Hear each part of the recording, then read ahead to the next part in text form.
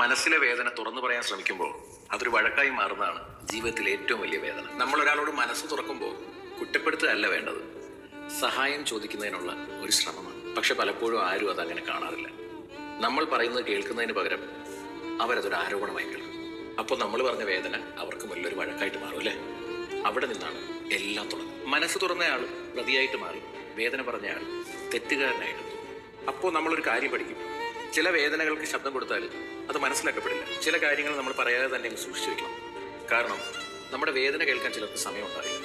പക്ഷെ നമ്മളെ കുറ്റപ്പെടുത്താനും തെറ്റുകാരനായി ചുമത്താനും അവർക്ക് ഒരുപാട് സമയമുണ്ടാവും. അതുകൊണ്ടാണ് ഒരു ഘട്ടത്തിന് ശേഷം പലരും മിണ്ടാതിരിക്കുന്നത്. അവർക്ക് വേദന ഇല്ലാഞ്ഞിട്ടൊന്നുമല്ല, പക്ഷെ ഒരു വേദന പറഞ്ഞാൽ പിന്നീട് വീണ്ടും ഒരു വേദനയാകുമെന്ന് അറിയാവുന്നതാണ്. ഒരാളുടെ മൗനം പലപ്പോഴും ശാന്തിയൊന്നുമല്ല, അത് നൂറുകണക്കിന് വാക്കുകളുടെ മനസ്സിലാക്കപ്പെടാതെ പോയ ശബ്ദം മാത്രം. ചിലപ്പോൾ നമ്മൾ വഴക്കിട്ടത് കൊണ്ടല്ല ബന്ധങ്ങൾ തകരുന്നത്, നമ്മൾ വേദന പറഞ്ഞതുകൊണ്ട്. മനുഷ്യനെ മിണ്ടാതാക്കുന്നത് കോപമൊന്നുമല്ല, മനസ്സിലാക്കപ്പെടാത്ത വേദന.